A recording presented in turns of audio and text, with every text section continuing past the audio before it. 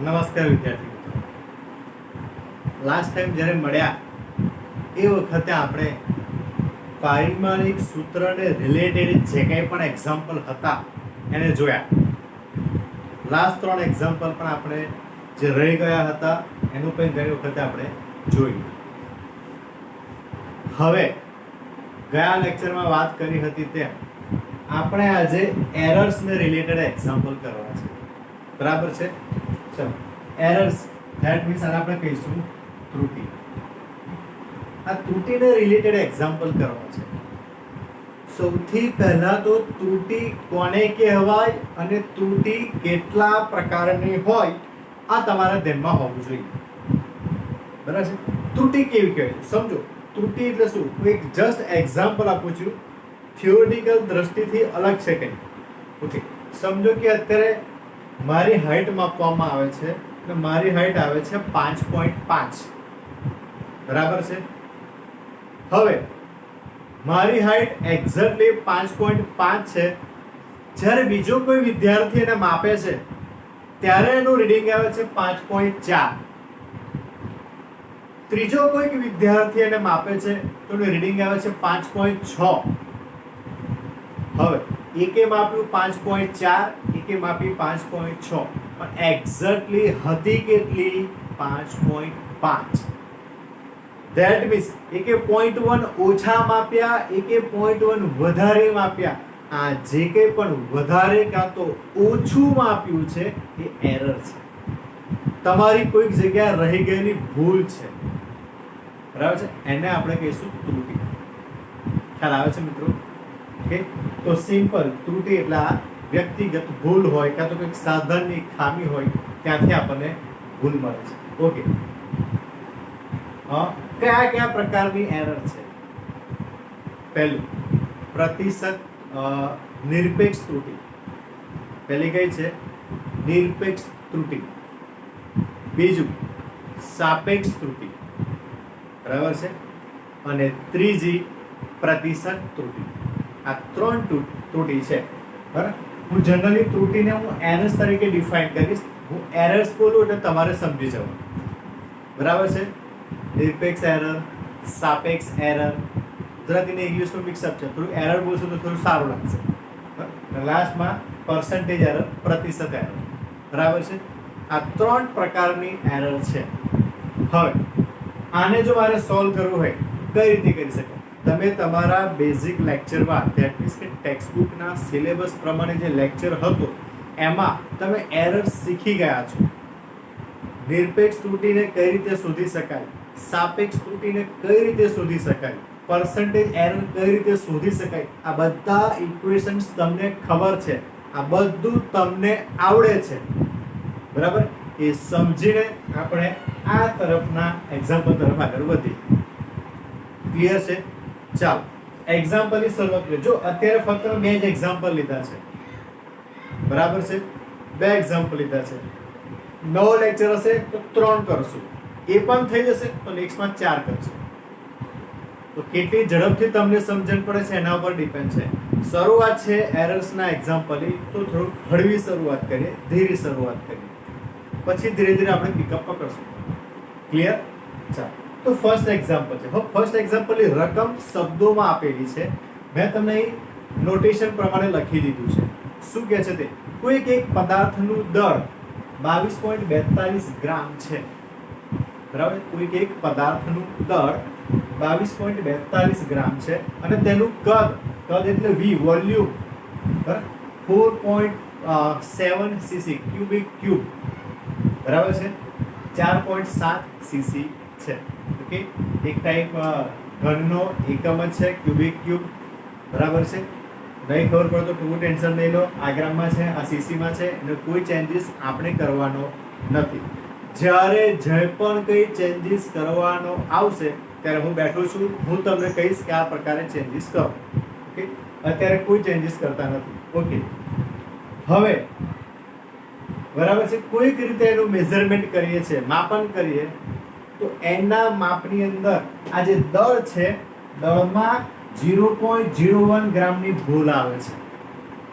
0.01 0.01 ગ્રામની દળના માપનમાં ભૂલ આવે છે, બરાબર છે, ત્રુટિ આવે છે.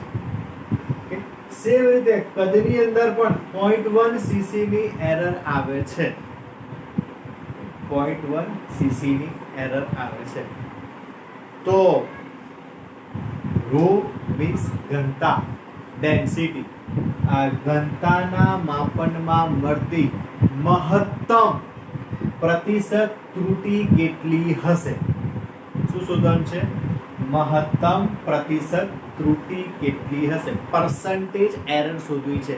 કેટલી એરર? મેક્સિમમ પોસિબલ, કેટલી શક્ય છે, બરાબર છે. જો માપનમાં આટલી ભૂલ આવતી હોય તો આમાં મેક્સિમમ કેટલી ભૂલ આવી શકે એ આપણે શોધવું છે, બરાબર છે. તો સૌથી પહેલા આપણને આ ડેન્સિટીનું ઇક્વેશન ખબર હોવી જોઈએ. જો ડેન્સિટીનું ઇક્વેશન ખબર હશે તો પછી બહુ સિમ્પલ છે. બરાબર, હું તમને 4-5 એક્ઝામ્પલ કરાવીશ ને તો પછી એરર્સનો ગમે તેવો એક્ઝામ્પલ હશે તમે કરી નાખશો. આજનો અને બીજો એક લેક્ચર જોઈશું એટલે 2 લેક્ચર તો તમે એરર્સના એક્ઝામ્પલ સમજી લેશો, કોઈ પણ એક્ઝામ્પલ એરર્સનો તમને હેરાન નહીં કરે. ઓકે, ચાલો તો જોઈએ. હવે તો પહેલા એક્ઝામ્પલની અંદર મારે શું કરવું છે? પહેલા શોધવું છે મેક્સિમમ પોસિબલ પર્સન્ટેજ એરર. તો આની અંદર રો એટલે ઘનતા. ઓકે, તો ઘનતાનું equation rho is equal to, બરાબર છે, m/v.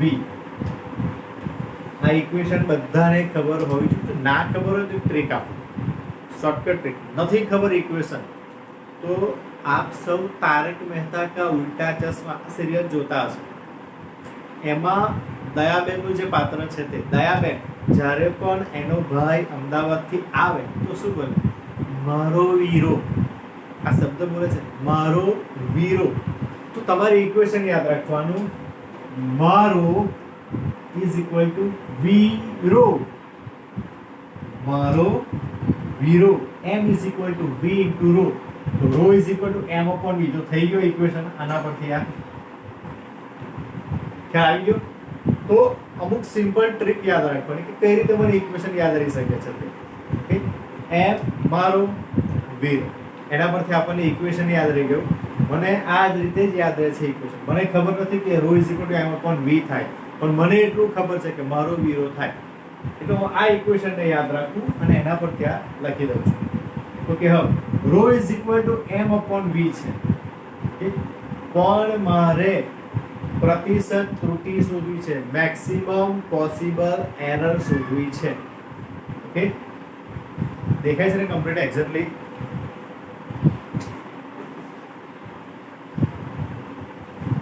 ઓકે, ક્લિયર છે, ક્લિયર છે. ચાલો, rho is equal to m upon v. આ મારે મહત્તમ પ્રતિશત ત્રુટિ, પર્સન્ટેજ એરર શોધવી છે.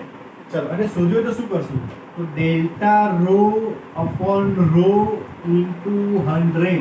આ ઇન્ટુ 100 પર્સન્ટેજ માટે છે, બરાબર છે. અને પ્રતિશત ત્રુટિ શોધીએ છે મહત્તમ પોસિબલ, તો ડેલ્ટા રો અપોન રો તમારે કરવું પડે, બરાબર છે. આ તમે થિયરીમાં કોન્સેપ્ટ શીખેલા છો, એના પરથી આપણે કરીએ છીએ અત્યારે. તો delta rho upon rho into 100 is equal to, હવે શું થશે? m છે, m માટે લખીએ કે delta m upon m. Okay, into 100 ને હું બહાર કાઢી લઈશ, કોમન નિરેશ બંનેની અંદરથી, પ્લસ, બરાબર છે, પ્લસ છેદમાં શું છે? v. હવે અહીંયા જો ઘણા લોકો શું કરે છે તે કહો, છેદમાં v છે એટલે માઇનસ લઈ લે છે. ભાગાકાર હોય તો માઇનસ થાય, ગુણાકાર હોય તો સરવાળો થાય. આ પેટર્નમાં બધા જ લોકો કામ કરે છે. આપણે એ પેટર્નમાં નથી જતા, બરાબર છે. એ રીતે નહીં, ગમે તે હોય, ભાગાકાર હોય, ગુણાકાર હોય કે જે હોય તે, આપણે હંમેશા એક પ્લસ લેવાનું છે. પ્લસ લઈશું તો v માટે પણ સેમ રીતે લખશું, તો કે ડેલ્ટા v અપોન v અહીંયા લખી દઉં છું ઇન્ટુ 100, બરાબર છે. ચાલો, હવે કિંમત મૂકી દઈએ આપણે. Is equal to delta m એટલે ભૂલવાળું, ડેલ્ટા m એટલે ભૂલવાળી, એરર્સ ક્યાં છે તે, m એટલે મેઇન દર છે તે. તો ડેલ્ટા m એરર ક્યાં છે? તો કે આ રહી કેટલી છે કે 0.01 0.01 અપોન m છે 22.42 plus delta v upon delta v ને અહીંયા એરર છે ફરી પાછી 0.1 અપોન 4.7 ઇન્ટુ 100. ઓકે, આ રીતનું થશે. હવે તમારે અહીંયા કેલ્સી જોઈશે. બધા પાસે કેલ્સી હોવું જરૂરી છે. કેલ્સી લઈને બેસીએ આપણે બધા જ. મારી પાસે કેલ્સી અવેલેબલ નથી અત્યારે એટલે હું ડાયરેક્ટ જવાબ કરું છું. ઓકે, અહીંયા 100 લખો ને જ્યારે પણ ત્યારે એટલે અહીંયા પર્સન્ટેજ લખી દેવાનું. બરાબર છે, અહીંયા પર્સન્ટેજ તમારે લખી દેવાનું. તો 0.01 ભાગ્યા 22.42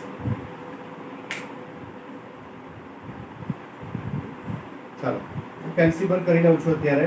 અહીંયા 0.01 ભાગ્યા 22.42 તમારો આન્સર આવે છે 0.00044 0.00044 પ્લસ બરાબર છે. ઓકે, એક્ઝેક્ટલી આપણે સાર્થક અંકની સંખ્યામાં જોવા જઈએ તો અહીંયા 60 પાછળ લખવો પડશે. 4 ડિજિટમાં હંમેશા લખવાનું રાખવાનું આપણે.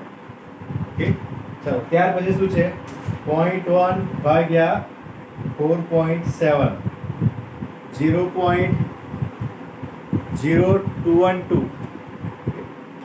પ્લસ 0.0212 76 એટલે આપણે લખી દઉં 8 ઇન્ટુ 100%. હવે આ બંનેનો સરવાળો કરી નાખીએ. ઓકે, તો પ્લસ કરી 0.00044460 આન્સર આવશે 0.02172 0.02172 ઇન્ટુ 100%.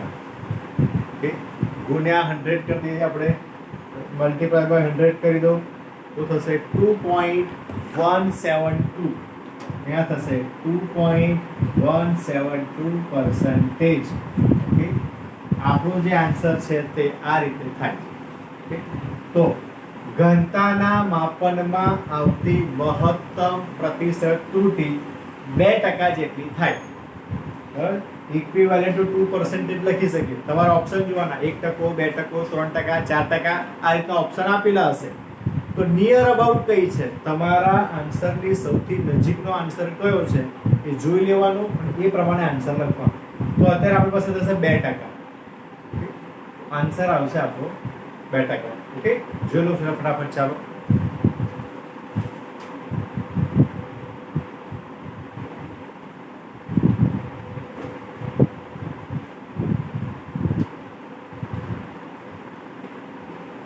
ફર્સ્ટ એક્ઝામ્પલ થઈ ગયો.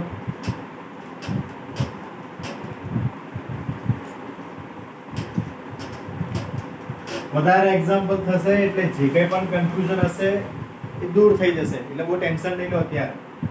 ચલો અત્યારે આપણે શું કરું છું, સેકન્ડ એક્ઝામ્પલ. ચલો નંબર 2, એક્ઝામ્પલ નંબર 2. જો હવે નંબર 2 માં શું આપ્યું છે, પર્સન્ટેજ એરર માપનમાં આપી છે. કેટલી આપી છે, 2%. એટલે દળની અંદર 2% ની એરર છે. વેગ આપ્યું છે v. જો અહીંયા વોલ્યુમ છે, અહીં વેગ છે.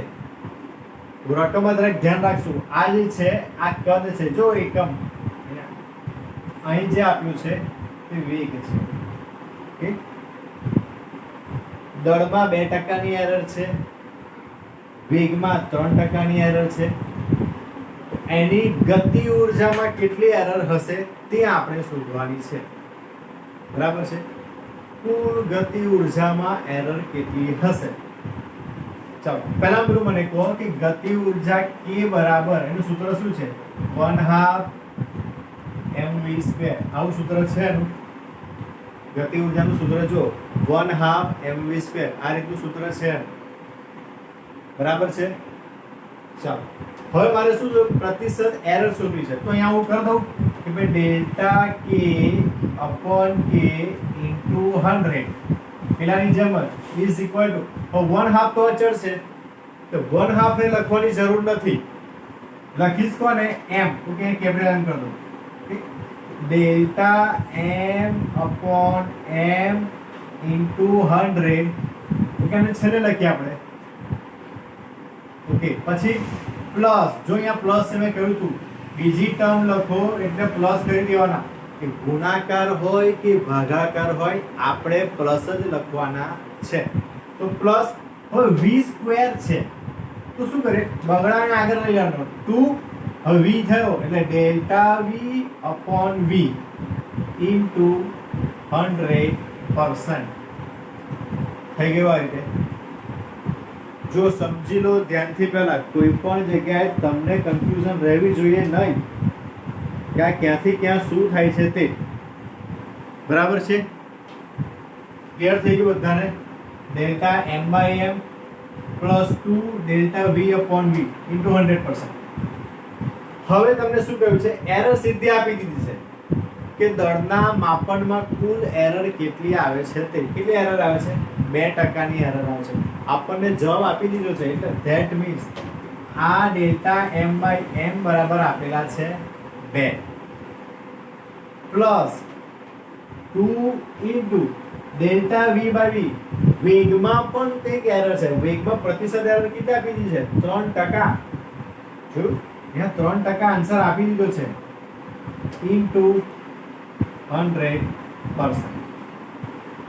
પહેલા એક્ઝામ્પલમાં આપણે પર્સન્ટેજ શોધ્યા બરાબર છે ડેલ્ટા m upon m લઈને 2% આન્સર ટકામાં આવ્યો તો અહીં ડેલ્ટા m બાય m 2% પહેલેથી આપ્યું છે સમજો પહેલા એક્ઝામ્પલ કર્યું એટલે આપણે શું કર્યું ડેલ્ટા m ની વેલ્યુ લખી દીધું 0.01 upon m લખ્યા 22.42 ગુણ્યા 100 કર્યા એટલે આપણને આન્સર મળ્યો સમજો કે 2% આ 2% જે આના બરાબર મળતું હતું એ સીધું અહીં 2% આપી દીધું છે એ લોકોએ બરાબર છે અહીં શું કહ્યું છે સીધા 2% આપી દીધા છે તમને એટલે હવે અહીંયા 2 ના ડેલ્ટા v બાય v એટલે અહીંયા 3 આપેલા જ છે તમારે અલગથી શોધવાના નથી તો ટોટલ કેટલું થયું તો જો 3 દુ 6 વત્તા 2 8 બરાબર છે ગુણ્યા 100%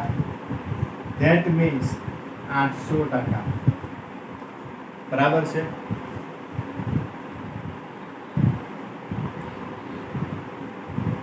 ઓકે એક મિનિટ અહીંયા તમે પર્સન્ટેજ આપેલા છે તો ગુણ્યા 100 લખવાની જરૂર નથી સોરી તમને અહીં પર્સન્ટેજ આપી દીધા છે તો સીધા અહીંયા ટકા જ લખવાના છે બરાબર છે તો થઈ ગયા તમારા 8%. ધ્યાનમાં રાખજો પર્સન્ટેજ આપી જ દીધા છે આપણે પેલામાં પર્સન્ટેજ લાવવા માટે ગુણ્યા 100 કરતા હતા જ્યારે આ એક્ઝામ્પલમાં પર્સન્ટેજ પહેલેથી જ આપેલા છે જો પર્સન્ટેજ આપી દીધા હોય તો 100 લખવાની જરૂર નથી બરાબર છે તો એના આ રીતે એના આન્સર આપણો થઈ ગયો તો જવાબ શું લખી શકાય કે આમાં આટલી એરર હોય તો ગતિ ઊર્જામાં કેટલી એરર હોય 8% ની એરર આવે બરાબર છે ક્લિયર સમજાઈ ગયો એક્ઝામ્પલ ઓકે જોઈ લો ફટાફટ